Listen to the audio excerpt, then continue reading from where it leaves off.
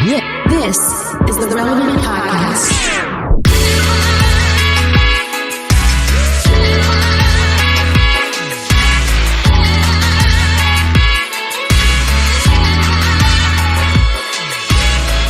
It's episode 1086, and it's the Relevant Podcast. Here in Orlando, I'm your host, Cameron Strang, and joining me from Loverland, Virginia, it's Jesse Carey. Hello, hello. From Nashville, Tennessee, artist, producer, mogul, Derek Miner. What up, dog? And just down the road there in Nashville, our very own downtown Emily Brown. Hey, y'all. We have a great show in store for you. Coming up later, we talk to Upperroom, one of our favorite worship collectives. We also have your feedback and relevant buzz and all that. But before we get going, I was going to say, it's Barbenheimer weekend. Yes. Who isn't excited about this?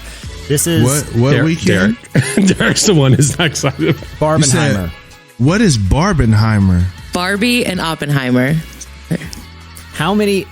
Like, I've talked to multiple people that are doing the double feature. And Oppenheimer should be noted as 3 hours long. And Barbie is clocks in, I think, just over 2. So we're talking 5 hours... Plus the gap, plus the gap in between. Yeah, you got. And I've heard a lot of debates about this. Whether if you're going to do this, which one? My thing is, you got to eat the steak before you have dessert. Like it's clearly an Oppenheimer Barbie situation. I know a lot of people going Barbie. Because who's in the mood for atomic bombs like in the morning? You know what I mean? No, you got to start the day light. And then you eat nighttime. You do your heavy lifting. I don't know. I think I see both. I think the people who do Barbie first and then Oppenheimer, it's like if you start with Oppenheimer, then you're going to be thinking about atomic bombs while you're watching a Barbie movie because you're still going to be like in that cleanser. It's a palate cleanser. It's the limoncello. It's a limoncello after you had the pasta. Hopefully that you're risking it though, because it also seems like Derek is Barbie like does get a little bit. Look at his face. I've never seen it. Derek, I've never seen you more disinterested. Less interested ever. And there have been a lot of things that we've talked about that he sits back. He like gets up, goes to the restroom. He doesn't care. This is another level of disinterest. He almost fell asleep. Do you have interest in either of these films? In no shape, form, or fashion. Dude, this weekend is going to save Hollywood. Like every movie that's come out so far has been a disappointment. You know, Indiana Jones was a flop, and The Flash, and all the others. And this is the one. This weekend saves Hollywood. They say so. We'll see.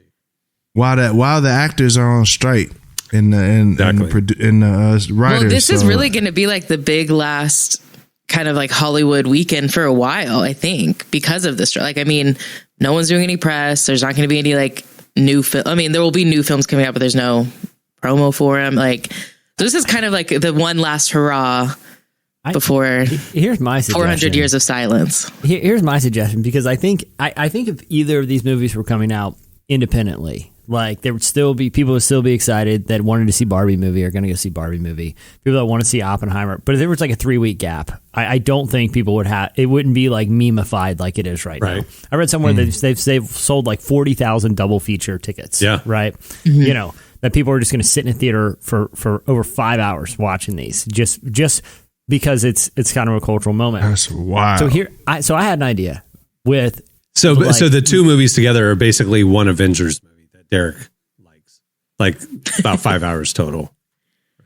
Yeah, no, it would be like seeing Infinity War and Endgame. At least there's explosions. Hey, there is an Oppenheimer. Spoiler alert for the end of Oppenheimer. I think I know how that. I'm just like somebody asked me. It was Oppenheimer, and then it was the movie. I think The Sound of Freedom. Yeah. And I said. They asked me, was I going to go see it? I was like, no. And it's not because I don't support, Sound of Freedom or Oppenheimer. But I also don't go see like movies about slavery and the Civil War. Like reality is real enough. Yeah. Like if I'm being honest, I probably would go see the Barbie thing a little bit, but it's Barbie. I'm just not like I'm not interested in no shape, form, or fashion about a Barbie movie. Like there's nothing that's interesting to me. So here's my idea though, because we do see there's an appetite for these like experiences, not just going to the movies, but making a day out of it, right? Right. Emily, to your point, there's a writer's strike, there's an actor's strike. The movies aren't being promoted, they're holding the release dates on stuff. We're going to see a pause. Why don't we just run back some movies and just like have a Chris Farley weekend across the country where it's like I'm gonna go watch Tommy Boy and Black Sheep back to back at some just all across the country. Why don't we just dust off a couple of fun double features from back in the day? Die Hard and Speed. Who's check not it out. going? Who's not going? Me and my sons in the past 7 days have watched The Waterboy, Liar Liar, and yesterday we just watched Major Payne. Love it. And it's been the best time in our lives. Like, they are dying laughing. I'm dying laughing from nostalgia. They're dying laughing because Damon Wayans and Jim Carrey and Adam Sandler are ridiculous. Like, so I'm with that. Like, that's my speed. For sure. I like that idea, Jesse. For real. If they next weekend were like, hey, we're going to do In the Army Now with Pauly Shore and Major Payne with Damon Wayans. In there. I'm there. Who's not going? Who's not there. going?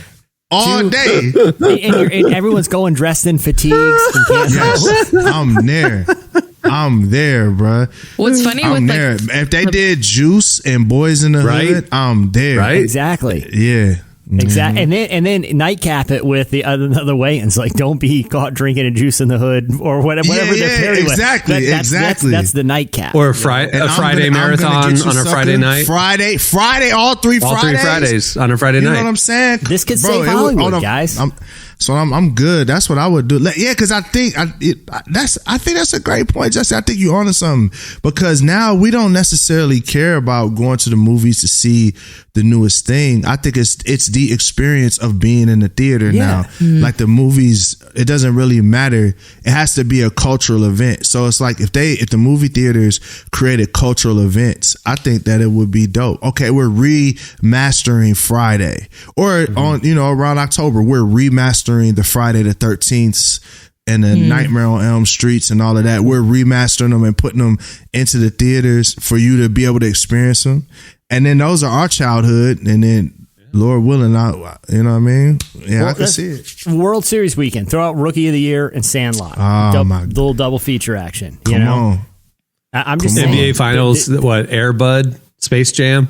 Like what? You go All Space Jam. What's the Whoopi Goldberg becoming the coach of the Knicks? It's called Eddie. Eddie. That's it. It's Eddie. She won a half court contest, become assistant coach for halftime. If I recall, which I'm pretty sure I do, she was attending a Knicks game. Like it was a halftime contest, and you hit the half court shot. You got to sit on the bench as an assistant coach. Something transpired in the plot where I think the entire coaching staff was thrown out of the game. And Whoopi Goldberg, who plays a Knicks fan who won a contest, takes over for halftime of the team, inspires the team, and ends up becoming the full-time coach. Isn't that the plot? Yeah, I think it is. Eddie and Semi-Pro. There you go. There you with go. Will Ferrell, Eddie and Semi-Pro. That Semi-Pro it's a slept-on movie by Will Ferrell. That's great. Everyone talks about Step Brothers and Talladega Nights. Semi-Pro is up there too. Yeah, the Flint Tropics, man. Well, there's a baseball movie, Little Big League. I don't know if you remember that one, where the kid inherits a baseball team from his grandfather. I think it's the Chicago Cubs, maybe, and somehow inserts himself into the lineup. You know what baseball movie wrecked me, and I do not suggest Major League. y'all watched. No, Angels in the Outfield. Hardball. Oh yeah. When Keanu Reeves was the coach of the kids, man, go watch Hardball. It is one of the most moving movies. He takes over like a little. It's like Sandlot, but in the hood. Yeah, via court order, he has to take all these young black kids and coach them and teach them baseball, and they just get to see kind of like the nuances of what's happening in the hood. Like that movie wrecked me. It's a great movie. Here's the Hardball, other thing for sure. about the era of movies and sports movies in particular. The stakes were incredibly low. Like right now, when you go see a sports movie, somehow they end up playing to save the world. Right? What? Like What did, Space Jam. Oh, Space Jam. Okay. Or like this whole person's career and livelihood comes down to one putt. Like if they sink the putt or if they make the hoop, like everything in their life is all comes down to this one moment. The stakes were way lower in the 90s. I recently ran back the movie Major League with like Wesley Snipes and Charlie Sheen, like classic baseball movie. Yeah. They don't even show how the season ends. It ends with them winning the pennant, like winning their division, and that's good enough. We don't even know if they went to the World Series. We don't even know how they did in the playoffs. All we need to know, they made the playoffs. End of movie. That's how low the stakes are. We don't even know how the season ended. It was just a fun ride with just a bit outside. Yeah. We solved Hollywood. We solved Hollywood. We figured it out. Well, they said here's the thing. You have to do. I think you do have to do sort of like a Barbenheimer feature, though, because all the movies you said sort of fit like the same genre. Like, I think you do have to throw, like, what's funny about the Barbenheimer stuff is people have brought up other instances in Hollywood where two major movies that had like very different demographics premiered at the same time. Like, I think it was like over 10 years ago, Mamma Mia and The Dark Knight premiered on the same weekend. And it's like, I think you got to do something like that. So you're saying, because the guys were talking about theming it. So Friday 13th, Marathon, Halloween. Honest, I'm not going to a single theater to see a sports movie. Yeah, right. Barely watch them on my couch. What you want is the juxtaposition of genre. So you're saying like, let's say it's like Father of the Bride and Last of the Mohicans. Like, sure, why not? Let's do it.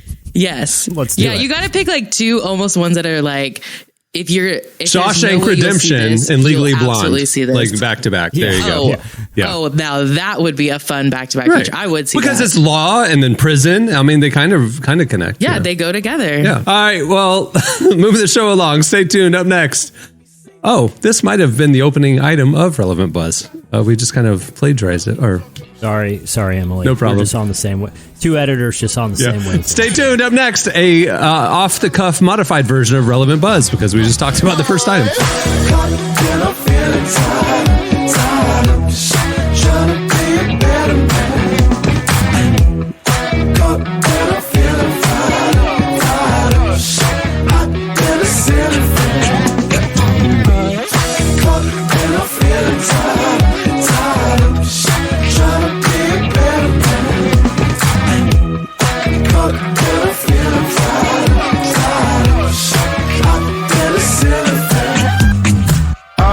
Listening to Genesis Owusu. The song is Tied Up. Well, today's show is brought to you in part by Earnin. In those moments when money isn't moving as fast as your dreams are, Earnin provides the financial momentum you need to keep moving forward. Earnin is an app that gives you access to your pay as you work, up to $100 per day or up to $750 per pay period. All you have to do is download the Earnin app and verify your paycheck. And then you get access to the money that you've earned. Then access up to $100 a day as you work and leave an optional tip. Any money you access plus tips are automatically repaid from your next paycheck. They have over 3.5 million customers who have found peace of mind, financial stability, and more, making Earnin part of their financial routine. So download Earnin today, spelled EARN, Earn-I-N, in the Google Play or Apple App Store. When you download the Earnin app, type in Relevant under podcast when you sign up. It'll really help the show. Again, that's type in Relevant under podcast. Now, fine print subject to your available earnings, daily max, and pay period max. See earnin.com/TOS for details.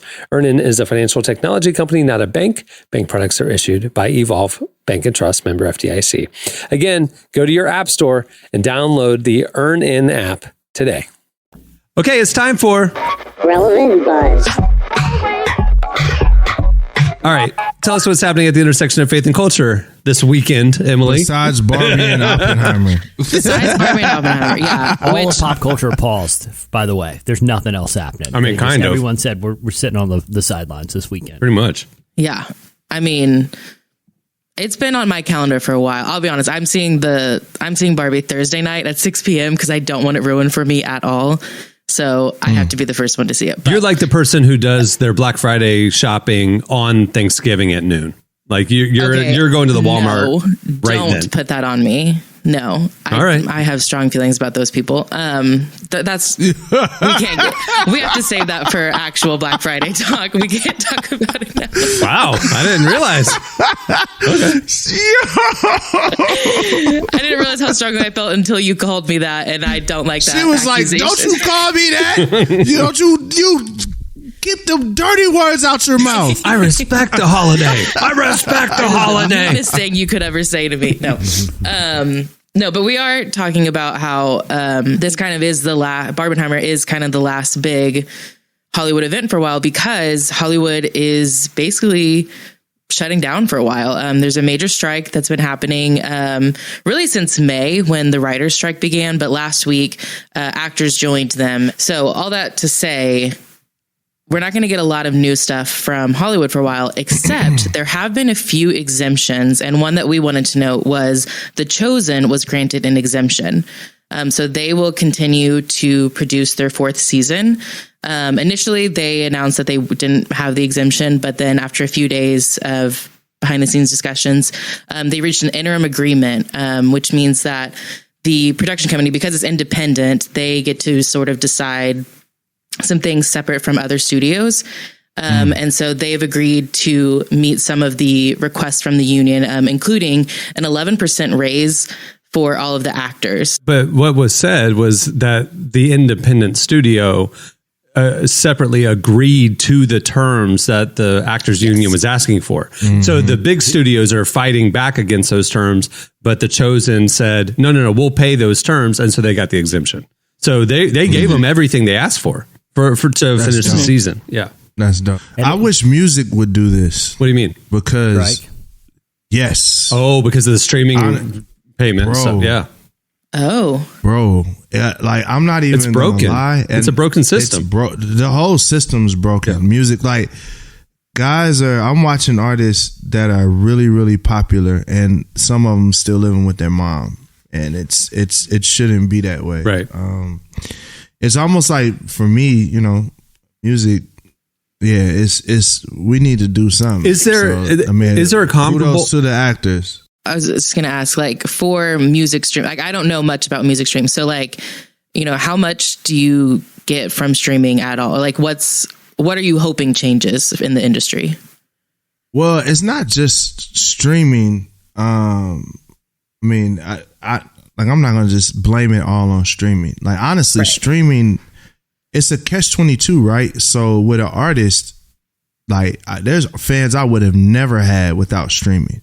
Because there's people that would have never taken the chance to listen to the music, et cetera, et cetera. But do I feel like we need a raise there? Absolutely, for sure. But I don't think that it's just streaming. Think about it. Even social media, like, if I have 1 million views on an Instagram video, I should get paid a significant amount of money. Like, it shouldn't be a small amount, like, even on social media streams, quote unquote streams, right? So, but it's bad. It's less than a penny per play, to be real. Is there a comparable? The reason why Hollywood can do this is because if you want to work as an actor or as a crew member or a writer, you have to join the union. You just have to. And so part of the guilds. Right. So the guilds can dictate terms with the studios collectively. There's nothing like that at the Grammys, the Recording Association. There's nothing like that in the music industry. Nah, so I'm chair of the Recording Academy. So the point of the Recording Academy, or I'm a chair in Nashville. So the Recording Academy, it advocates for sure. It's going to advocate, but the thing we know that pushes the ball forward is what's happening now. There's not going to be any more movies, guys, until we get our terms. Right. That's what moves the ball. Right. Whether you advocate for higher royalty rates or whatever. I'm proud of the Grammys for doing this. The Music Modernization Act, we were a big advocate to push that forward. You know what I mean? So that was a very important thing as far as publishing is concerned, making sure these writers get paid. But that's the reason why music can't strike, because there's not a collective, like, we're not going to make music or not going to release albums unless you meet our terms. And the reason why is because music is so low budget to create. Even an independent film is going to cost a significant amount of money to create. Couple million right? dollars, So I yeah. think exactly. So I think music, it's so quick. I mean, guys are making albums for $1,000. You know what I'm saying? They're leasing beats for $50 or whatever. There's always going to be, no matter if all the big artists say we're not going to do anything, then there's just a bunch of young kids that, you know, make music off their phones and blow up. I mean, well, we kind of saw what that looked like during the pandemic. Like, new stars were created in the music industry during the pandemic. I don't know if y'all realize that, but the biggest artists, the Kendricks, talking about hip hop, the Kendricks, the Drakes, well, Drake's always dropping, but the Kendricks, the J. Cole's, all of the big artists, none of them really dropped. So it made way for a lot of these younger artists to kind of, you know, fly their wings. And I think that's the issue with music. Yeah, I mean, look at Billie Eilish. Her and her brother, you know, became two of the biggest pop stars in the world, literally in their parents' bedroom with laptops. You know what I mean? Yep. Post Malone, But, you know, all the SoundCloud rappers. I mean, like, there's yeah.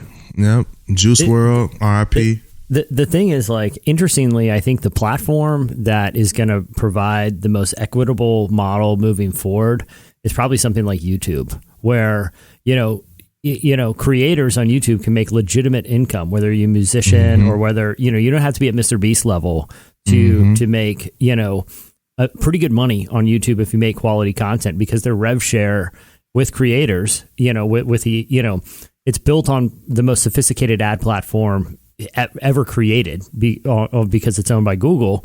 And their decision early on to share and let you see how much of the ad revenue you're getting for each piece of content that you put on the platform that does well. Derek, to your point, like on Instagram or these other platforms where content that fuels the, you know, engagement, which the company makes money off of, isn't shared back with the consumer. Something like YouTube has really paved a way for what the future of independent media creation could potentially look like, because their rev shares are so transparent, you know? Yeah, and I think that's, you know, as far as artists, I agree with you. I think the ad share on YouTube makes a whole lot of sense. But yeah, I kudos to the actors, kudos to the writers. I think standing up and saying, you know what, we're gonna strike. I think that's really important, because these movie companies are making gobs of money, and there's no reason why the actors shouldn't be getting a raise and getting paid. So the writers as well. So kudos. Emily, what was that one Hollywood exec, like, in this last year, got like $500 million of like income or something? Oh, David Zaslav, how do you say his name? Yeah, like these that's the thing, is like these studio execs are like making a ton of money, and they're literally, the actors are and the writers are going like, if you could just make $400 million instead of $500 million for your salary, we could pay for thousands of people to have a, you know, livable wage. Well, you know, exactly. And, well, not only that, but top tier talent too. I mean, like, you know, you look at the recent layoffs at ESPN, you know, which is owned by Disney. You know, the fact that they could cut 6 on-air personalities who make, you know, 8-figure or more, you know, revenue, and save, you know, countless dozens and dozens of production jobs. I think the pendulum's going to swing a little. I mean, right now you're seeing actors and writers, you know, but I don't think the average actor, the average writer isn't making this, you know, these crazy levels of income. But when you look at the top tier, that's when that's the other inequity you see. Like, yeah, obviously on the executive level, but then when you see one on-air talent making, you know, in 1 year as much as every production member on the entire staff of a cable company, you know, I think things are going to start to level out, because the whole business model of how we consume content is rapidly changing, you know? Yeah, and I think we also have to make no mistake, though, right? People are they're watching First Take for Stephen A. Smith. Like, they want to see, so he deserves to get a high amount of money, right? And like, they're not, and this is unfortunate, but the production guy can get swapped out. So yeah, that's true. But it's the tier under the Stephen A's, like the people who you know are not replaceable, but like you know, I mean, look, man, it's complicated, but I think a leveling out, whether it's on the executive level or on like top tier talent level, where you see, you know, like I said, kind of incomes match what people bring to the table. I think we're going to see it more and more, especially now that, like I said, the business models are changing really, really rapidly. I think your point is right. Like, I think a lot of times when we think of actors, we think of like, the 30 actors that we can name, but the Actors Guild has 160,000 actors in it. I can't name 160,000 people, and so it's You like can't? it's like, I don't even know if I can name 160. Like there's so many people that need someone to advocate for them. And it starts from the top, from these high profile actors saying, no, I'm not going to promote my major movie because I want you to get paid. But it is even interesting. A lot of actors have been very transparent with their pay and their residuals that they've received. And it's like shocking how there's some actor, like there was one actress who was on the show Orange is the New Black, which was major on Netflix. And she wasn't a main star, but she was in every episode. No. She was in 40. She was in 46 episodes. She was the Asian girl. I'm forgetting her name, her character name. Her real name's Kimiko Glenn. Right. But I don't remember her name in the show. Yeah. She was like there. She was part of the she was there crew for in the sure. You know who she is. Yeah. And she said she made like $27 in residuals from the show. That's crazy. And it's like she was a crazy. a notable part of it. And you're getting $27 for the year. It's like that is a show that put Netflix, like that really helped put Netflix on the map when it first came out. She told the story how even the main stars, the core five or whatever, like when they were doing the red carpets and like the show had blown up and they were doing all these big events and premiering season 2 and all this stuff. Like she said, half the main cast was like bartending and working other jobs because they had to. It was not a livable wage coming from this hit show. And then the show would fly them out to do this big media events and stuff. Like they were Hollywood stars and they're going back to being a bartender the next day. It's crazy. Yeah. Yeah, the entertainment company is extreme, or entertainment business is so lopsided. And the thing is, this is the unfortunate part about it, even like with records. If I'm a businessman, right, and there's this artist that is unproven, doesn't have any success, I'm making their contract based on where they're at now. I'm not thinking what's going to happen if they're going to be Drake or if they're going to be J. Cole or if they're going to be the next Chris Evans or Chris Pratt, whatever, right?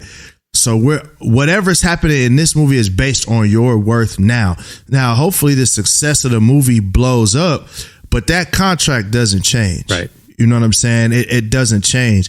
So I almost feel like there needs to be some sort of like scaling thing. Like if certain metrics are hit, hey, your scale bumps up, everybody's scale bumps up like that. That's just logic. Like that's not, because I mean, we can't blame an executive for protecting themselves, because for every Orange is the New Black, there's 20 other shows that sucked, right? That didn't do well. But when you have a hit like that, it can't just be like, all right, well, you know, hey, there's no scale, there's no nothing. Your face is plastered all over everywhere, but you don't get to participate in all of that. You know, that's not right. It's not right at all. And I think a lot of these shows too, like, it's interesting with Netflix too. They honestly do a lot of shows where the actors are really not known. Like, you know, HBO, Apple TV Plus, like they're really good about getting big stars. A lot of the shows on Netflix are like young kids who are just trying to make it in the industry.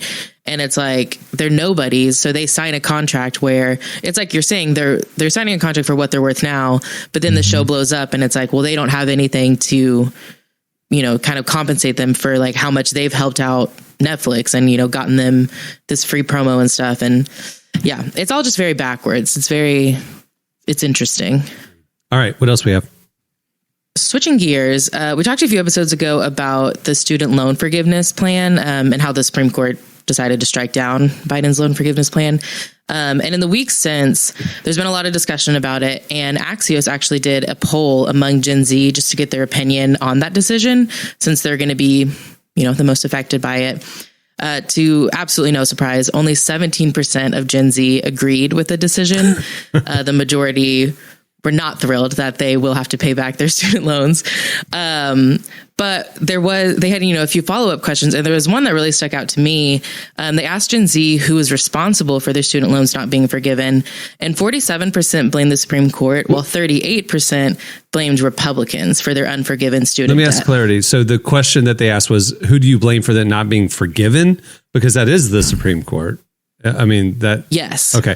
So it's not the question of who's responsible for you having no option, but being saddled with this oppressive student loan debt. Right, yeah. So they're not blaming the Supreme Court Republicans for their debt. They're blaming the Supreme Court for not forgiving the debt. Who didn't get it pushed forward in a sense? Yeah. Okay, I got you. Yeah. Okay.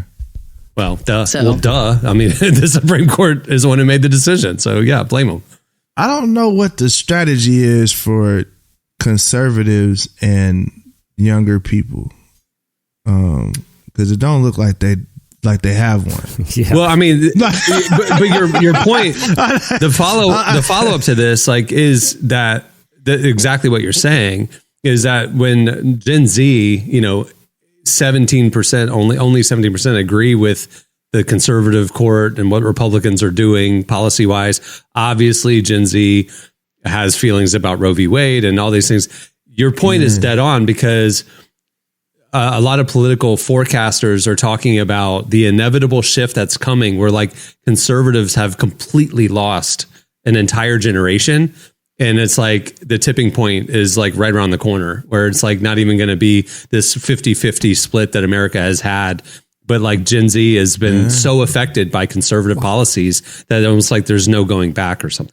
Well, to the point where, a presidential candidate has suggested raising the voting age to the mid to late 20s, as, sort of the implication being, that those are all lost anyway. But part of it's, look, is messaging too. Like, you look at something like this, student loan forgiveness. I don't really have a personal horse in the race, but I feel like Go on, Mr. Libertarian. How do you feel about it?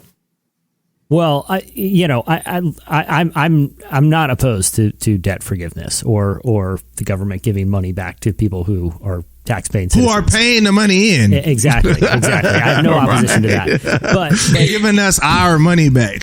but I hadn't heard the case of like, well, look, why that debt? You know what I mean? Right. Why, Sure. Those are people who are forgive mortgages. Oh, sorry. Yeah. Well, but what I'm saying is like those debt holders have college degrees and could be, set up to advancing in careers, where a lot of debt holders don't even have that advantage. Like there just wasn't, I feel like, and maybe this is just a little kind of our being in the era of social media where everything has to be articulated in the length of a tweet or a TikTok video or an Instagram post. And that kind of leads to, like a lot of platitudes, a lot of like oversimplification, like of ideas where you have to just distill it really quickly. But I feel like there's too many high profile political voices that lean into that will just distill everything into like a chant or a phrase or whatever it is without getting into the nuances of an issue. And, it'd be nice to see the pendulum swing the other way to a degree, where you'd actually have politicians go sit down for long form. Like there's a reason, I know it's like a controversial figure, but there's a reason someone like, the Joe Rogans and Mark Marons of the world, have such big platforms and have been successful in podcasting, because people are willing to go on there and talk for 3 straight hours and have a nuanced conversation about a lot of different topics. Like if you listen to a writer sit down with Mark Maron, you feel like you actually knew them and understand the nuances of their work, because it wasn't just tell us 5 policies. If we had like politicians and leaders and lawmakers sit down for lengthy interviews where they're willing to be somewhat vulnerable, I think people would have a lot more understanding of the core of the position, instead of just trying to distill it into a video that's going to play well on Twitter, which is what we see. You know what I mean? Like, I think if you went back to that, like I said, those examples of just people in different fields being willing to sit down and be vulnerable and honest and have a real conversation with people, I think we would have a greater appreciation for both sides of an issue instead of it just being the lowest common denominator of what's going to either inflame people and cause them to get angry and confrontational or cause them to kind of rally around something. I don't think it does justice to the nuances of policy, you know? I think the reason I said the conservatives don't have a strategy for the youth, because I'm like, listen, all right, let's say student loan forgiveness, not a good thing, right? What I've noticed with my kids or just with people in general, that if I say, no, you can't have that, and it's an actual real problem, then I'm going to say, you can't have that, but we can do this.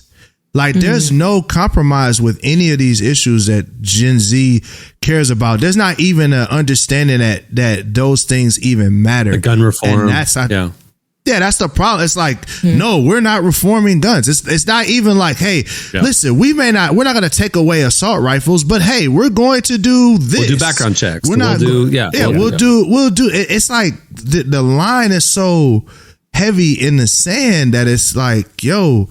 And I think the liberals have that to a degree in certain areas as well, right? But I'm just like, but they appeal more to Gen Z though, so they're ensuring their future, while conservatives, it feel like, are just like, hey, look, we run what we got. They got the Supreme Court. We got those are lifetime appointments, but it feels like that after that, there's no real plan to try to keep voters happy that are young, you know, and younger people who are passionately pro-life feel further and further ostracized, like they don't belong anywhere, because they also are affected by the decisions about student loan debt and the lack of gun control and like so it's like they care about other issues too. The climate, I mean, that's a huge one. Right. So it's like, okay, I'm pro-life, but I also care about climate change. I also care about gun safety.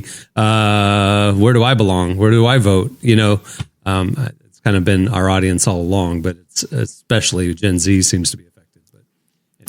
But I think, Jesse, I think you do bring up a really good point about, from what I can see, the politicians, which are very far and few between, who are willing to engage in like long form conversations about their policies and why they believe that.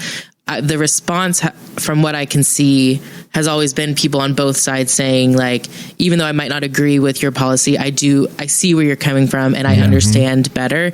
And I think that is what moves things forward, like that is a part of compromise that I think politicians need to focus on, is even if your stance doesn't change, like even if you still say no to student debt, you need to explain, here's why I said no to forgiveness, or here's why I said no to gun reform. What's the forum for that nuanced intellectual conversation that Relevant magazine. Well, I know, but I'm saying, like, say podcast. Nobody engages that stuff. People want confirmation bias. They want to listen to the echo chamber of their own perspective. Nobody wants to stretch themselves. Nobody wants to be uncomfortable, and there's no forum for that.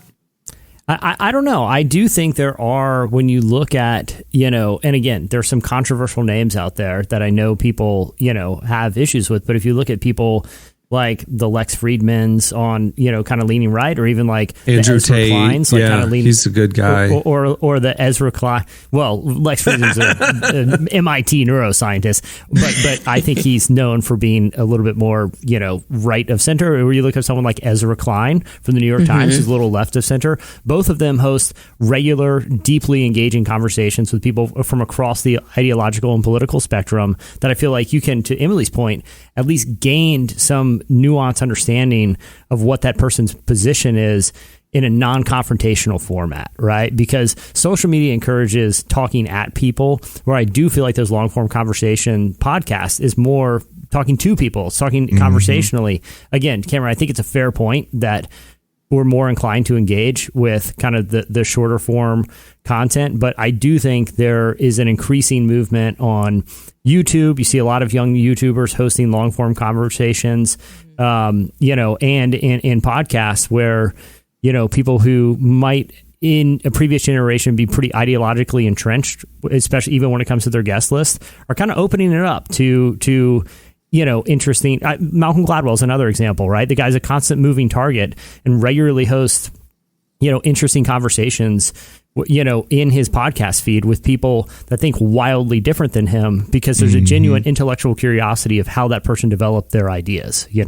I also think there's always going to be someone who like I know I was this person in my friend group, and there's other people I met, but like I'm the person who I will sit down and watch the 3-hour conversation because I want to know both sides of the issue. Like I want to understand that. My friends don't necessarily have the patience to do that, but they do want to know that. So then we will talk about it. So then it's like I become the person who can sort of like pass on that information. So I do think that I think there is a desire, especially among younger people, to understand the nuances, understand both sides.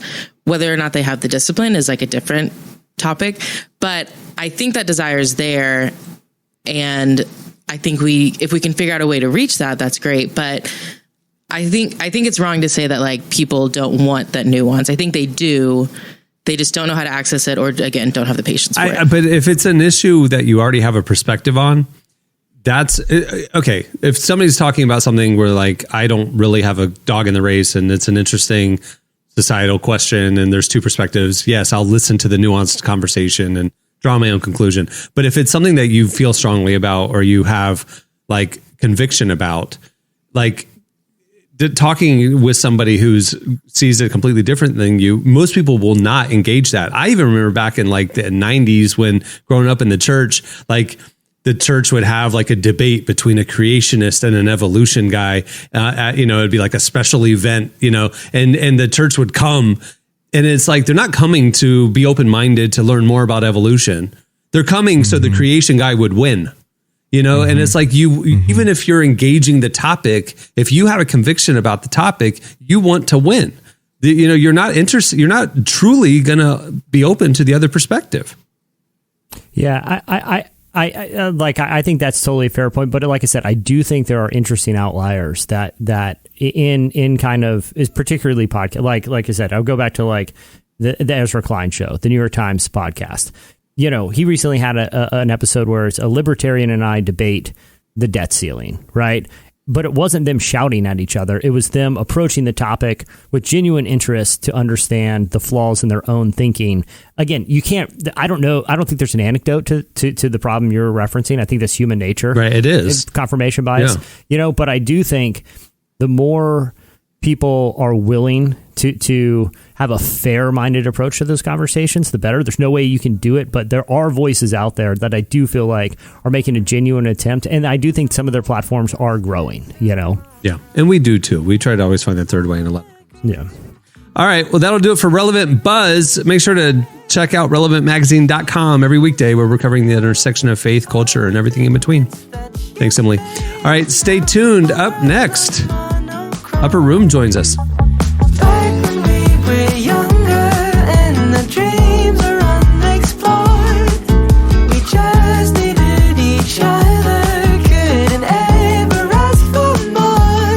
Oh, nobody had flaws and nothing had a cause when we were younger. You're listening to Grant Perez and Cavetown. The song is When We Were Younger. Well, today's podcast is brought to you in part by Our Daily Bread. You may have heard of the devotional My Utmost for His Highest and the man who wrote it, Oswald Chambers. The 365 readings of My Utmost for His Highest were compiled from the shorthand notes of his wife, who listened as her husband preached and lectured. These powerful excerpts from Oswald's messages have been the bedside reading of millions around the globe, bringing personal conviction for a life lived more fully for Christ.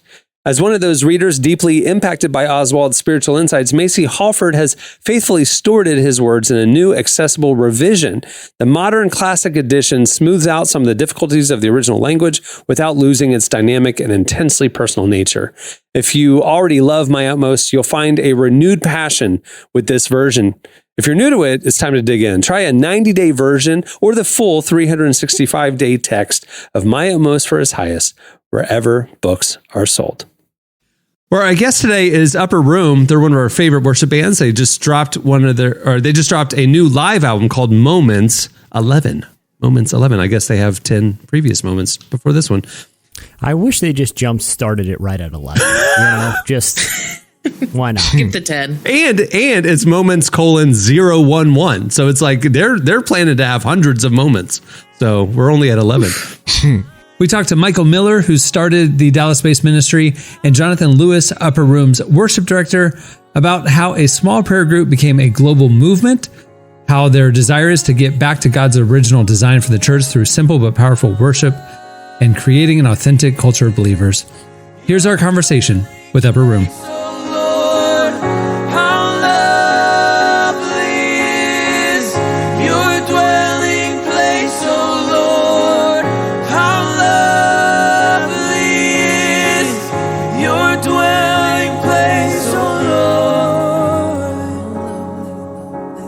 Lord. I'm curious, what is the difference between like a Moments album from Upperroom and maybe a different album that y'all might put out? Yeah, our Moments album are really the core of who we are, really true to who we are. Like they run the gamut from one person on an instrument in the prayer room. Another track might be, what we do on a Sunday or weekend service. But we would say like our moments are really just our culture, who we are day in and day out, whether anybody's in that room or the room's full. Yeah. And other albums that we've done in the past, have been songs that we've actually curated, written. Most of those songs have come from the prayer rooms, spontaneous songs that have been birthed out of prayer room. I would say our moments are probably who we are day in and day out. It's just our culture. I'm always curious, like anytime you put out an album, what is your hope for people listening to it? Michael Miller has a whole story about that. Oh. I don't know if I have a full story, but I can give you an answer. If it's transformed us, if it was something that God anointed in a moment, we want to share that. And so our thought is, if it transformed our community, we really wanted to give people a window into what God's doing in our culture. The story of the Upperroom, it started out as a prayer room, and we didn't do media for 7 years. So we didn't have a YouTube channel. We didn't do podcasts. We didn't even have social platforms. It was really clear in the early days the Lord was planting something unconventional. And so none of those, quote unquote strategies we employ. And it became a sweet spot for us, like kind of being this obscure, unknown place. But in our city, people knew that it was daily prayer and people were encountering God.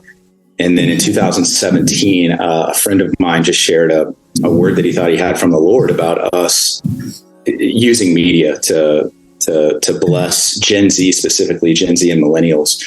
And so we've kind of looked at it as a drip, in the sense of like an IV. If you see an IV that drips medicine into someone that's sick, we really felt like that was the strategy to take moments of our culture and drip them online.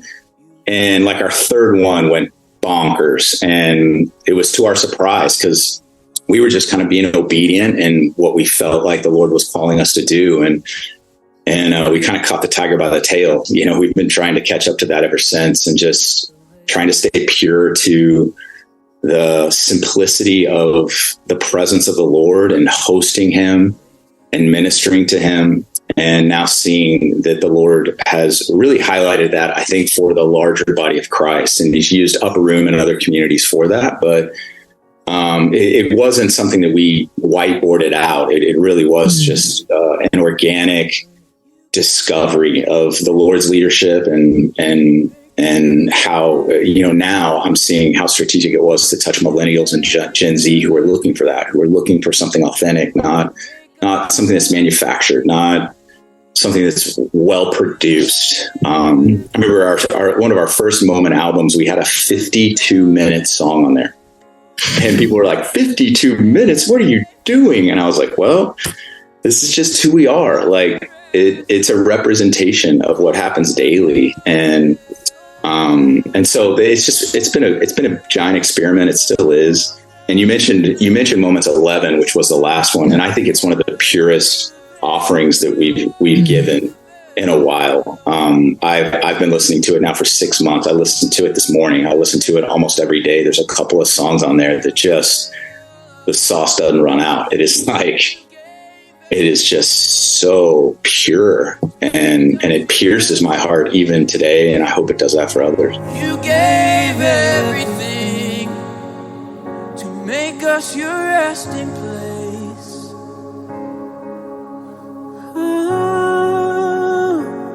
Your temple, a dwelling place for you, Lord. You guys emphasize a lot that worship is more than music, which I think is an idea that a lot of people maybe don't think about a lot of times growing up, especially in the church. Like, we think of worship as it's the 3 songs you sing before a sermon on Sunday. And so I'd love to give you both just kind of a second to, can you kind of unpack that idea of like, what do you mean when you say worship is more than music? Well, I think I'll start and then another answer. I think one of the real core values for us is just a house is every time we gather together, we bring something to the Lord. And when we come to him, we don't want to come empty handed. So we bring an offering of thanksgiving. We bring an offering of praise to him.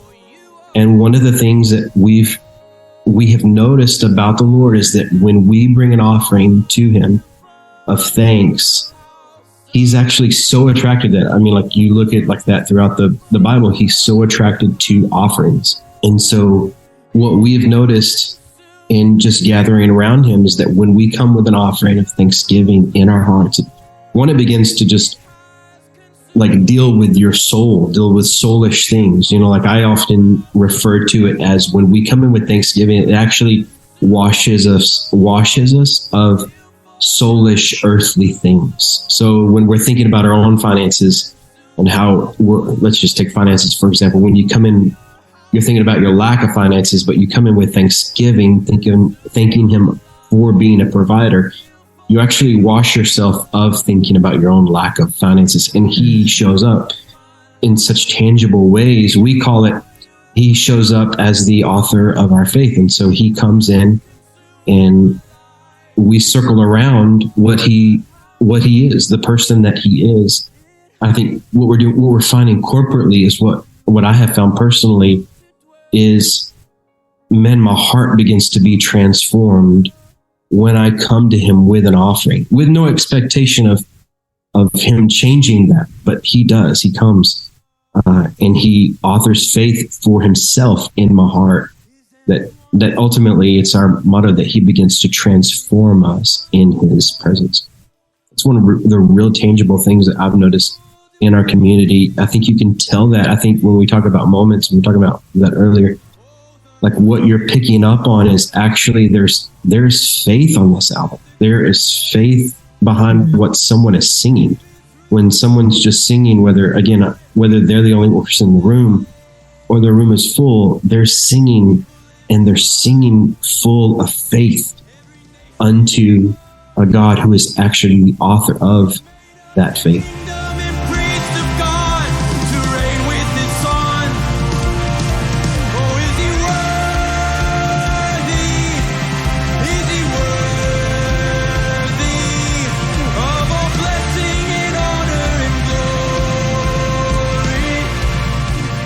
I think worship is one of those words that's elastic. And what I mean by that is you may have a definition, I may have a definition, and J-Lu may have a definition, and they're all right. But I think really honing in on, how we have chosen to define the word. And we define it as agreeing with who he is. So agreeing with who Jesus, according to the Bible, says that he is. So not all songs that we sing are worship songs. There's intercessory songs, there's praise songs, but a lifestyle of worship is aligning up with the nature and character of who our God has told us that he is. So J-Lu mentioned provider. So one of the ways we worship him is by agreeing that he's a provider. We're not going to enter into fear. We're going to align our hearts and our mind with that reality and live a life that submits to that nature. And I think one of the primary ways the Bible instructs us to worship, at least together, is through song. So song plays a vital role in that, because it's the way that we express corporately with a unified heart, unified mind, through words to him. But those words should impact our hearts to walk it out in our life. And so, we present ourselves as living sacrifices, holy and pleasing to the Lord, for this is your spiritual act of worship. And then we're transformed by the renewing of our mind. And oftentimes when we come into the place of prayer, come into the place of worship, life attempts to redefine God. I think culture's attempting to redefine God. And he looks more like us than the God of the scriptures. And so what we've seen is that young people who come into an environment where there's agreement around the nature of God, in that culture, they're convicted about a life that's not submitted to that reality. And so while worship isn't music, man, he uses it. And we see in heaven that they're singing songs. So I know it's a crucial part to living out this life of worship, but I think it's an agreement unto who the Bible says Jesus is, the Father is, the Spirit is. And we've really honed in with our worship leaders, like, hey, this is more of a praise song, or this song's more about us than him. This is about what he does for us. But worship is agreeing with who he is. So we've really been meticulous about the words we put in our community's mouths, because it's an expression of their heart. Hopefully that'll be helpful for people listening. Just that definition, I think it can be a word that's interpreted in various ways. He has made us a kingdom of priests of God to reign with his son. Sing that again. He has made us a kingdom and priests of God to reign with his son. That was Upper Room. Make sure to check out their new album, Moments 11. All right, stay tuned. Up next, it's your feedback. You don't already know.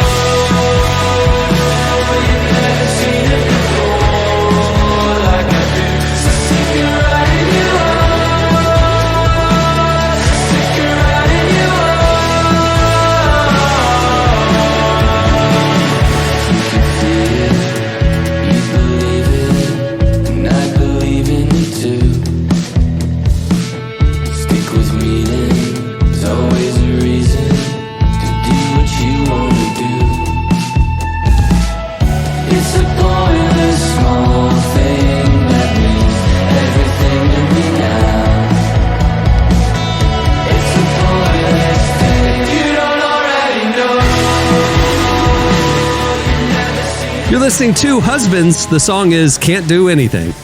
So that makes sense. Husbands can't do anything. Yeah, I feel like makes a lot of sense. Yeah, a lot of people don't know this. It's a super group with Kevin James, Ray Romano, Tim Allen from Home Improvement. it's what's the super group of Phoebe Bridgers and Boy Genius. Boy Genius. It's the Boy Genius of 90s sitcom dads. They can't get anything right. Can't do anything, my husbands. All right. Guess who locked themselves out of the house again and just have to sneak up through the window? Dad. Feature from Homer Simpson. Okay, it's time for your feedback. I'm looking at feedback, and I have no recollection of this, how we asked this question. But the question we asked you last week was, what's a lie you've told someone, but they still don't know it's a lie? Emily, help me. Margaret Harvey got the best one. I'm just gonna let y'all know that. I'm gonna let y'all get a context, but Margaret Harvey got the best one. Jesse, do you remember how we got on this question? I don't remember how we got it, but I do remember one of the anecdotes that I heard a story about someone who went to college and was joking around talking in a British accent, and people thought he was British, and it was too late. Yes. And they spent the whole freshman year having to fabricate a story about being from England. Yeah. You know, you just got in too deep too quick. Yeah. You know, I can't remember how we got there, but I remember where it landed. Yeah. All right. So you guys hit us up on Twitter at Relevant Podcast. You also responded to our threads at Relevant Magazine. Here's some of our favorite replies. Margaret says, my husband and I told our kids Barney died so we wouldn't have to watch it anymore. Oh, no. That is brutal. I like it. Hey, look, I don't blame you, but dang. Melody said she started a new high school and didn't have the uniform yet, so her dad wrote a note excusing her. She copied the handwriting. The school checked it by calling him and went on file to prevent against forgeries. For years, if I didn't want to do something, I just wrote myself a note. The reason I bring that up is because I did the same thing, Melody. And that was truly just because I would always forget to get my parents to sign things. So I made up a signature for my dad in like the 7th grade and just used that for the rest of my high school career. I think I did tell my dad and he didn't care. I'm grasping the complexity of her deceit now. Dad gave her a real note. She said, this is the first time the school is going to see my dad's handwriting. I'm going to rewrite the note, give the school my version of the same note. They check it with them. He said, yeah, I gave her a note. And she has her penmanship on file as her dad. That is brilliant. Some forgers are playing evil genius. She's playing chess out here. Gosh, You know? I was a deceitful little jerk, but I didn't even think of something that complex. That is smart. Good job. M. Lockwood Porter, which sounds, I'll be honest, like the name of like a James Bond villain. M. Lockwood Porter. Mr. M. Lockwood Porter. No, it's one of Nick's characters, New Girl, one of his novels. It's Nick's character. Julius Pepperwood, yeah. Julius Pepperwood, M. Lockwood Porter. M. Lockwood, yeah. Did you read the new M. Lockwood Porter mystery novel? It's very good. I don't know how I feel about this, but listen, it's not me. It's M. Lockwood Porter.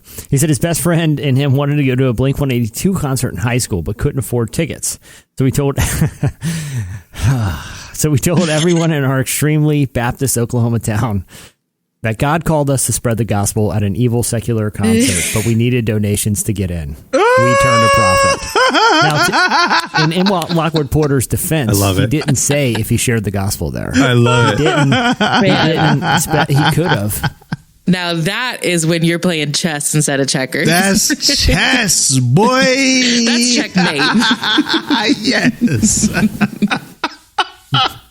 Why do I feel like that's what a lot of people are doing today? Like they're just like, oh. Listen, I'm going to Jamaica to spread I know they have churches down there, but short-term mission trip, and I'm going on this mission trip to Hawaii. Hawaii is one of the most unchurched places on the planet. Yo, please give me money to go there. I legit did go on a mission trip to Scotland, and people were literally like, Emily, are you really going on a mission trip? And it really was. Like, it was like partnering with the church, but I had a lot of people asking me like if I was just trying to play for a free trip to Europe. Were you like, Christianity's been popular there longer than it has here? I mean, we went to a church that was older than America. You know that basically our country was founded by people from around that region sending missionaries over here. Yeah. You understand that history, right? Yeah. All right. That'll do it for last week's feedback. There's more where that came from if you want to check it out. Okay, it's time for this week's editorial question of the week. Hey. All right. So, we spent the first 10 minutes of the show talking about Barbenheimer. So the question of the week, we want to know your perfect movie double feature. We talked about themed nights, but then Emily pointed out, no, we got to do the juxtaposition. That's what makes it interesting. So what would be your weird pairing, but perfect pairing for a theater release double feature? Hit us up on Twitter at Relevant Podcast. And you can also hit us up on Threads at Relevant Magazine. We're posting this question everywhere, so just find it and then reply when you see it. Okay, we'll read our favorites on next week's show. Well, before we wrap things up, I want to thank Upperroom for joining us. Make sure to check out their new album, Moments 11. It's really good. Also, make sure to check out the summer issue of Relevant. It's out now. You can read it by clicking the magazine tab right there at relevantmagazine.com. Features a great cover story with Lauren Daigle. We have amazing faith leaders like Christine Kane, Judah and Chelsea Smith. We have amazing think pieces, issues, music, you name it. It's in there and it's free. Just go check it out. Share it. Help us spread the word. Also, if you want to get the beautifully designed, enhanced digital edition of the magazine, you can get it as part of your Relevant Plus subscription. All you have to do is sign up right there at the Relevant Plus tab at the website. You get ad-free unlimited reading at relevantmagazine.com. You get an ad-free version of this podcast. You get exclusive subscriber podcast and more. Plans start as low as $250 a month. It's the best way to experience our content. Go check it out. Also, if you like the music on the podcast, you can check out our Heard on the Relevant Podcast Spotify playlist. We update it every week. There's a couple other playlists that we update weekly as well. Just search for Relevant Magazine over on Spotify. Okay. On that note, we'll wrap it. I'm Cameron Strang. I'm Jesse Carey. I'm Derek Miner. I'm Emily Brown. We will see you on Tuesday. Have a great weekend, everyone. Get some rest. Rest up for your Barbenheimer.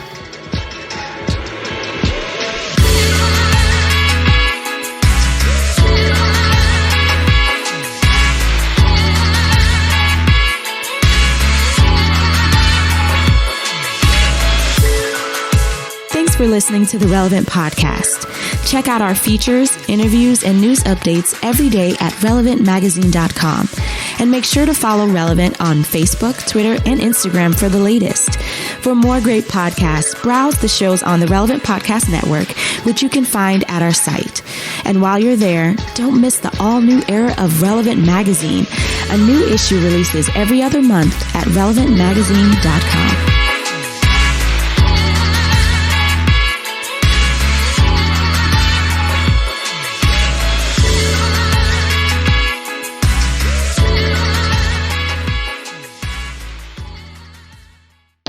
It's a limoncello after you had the pasta. Relevant Podcast Network.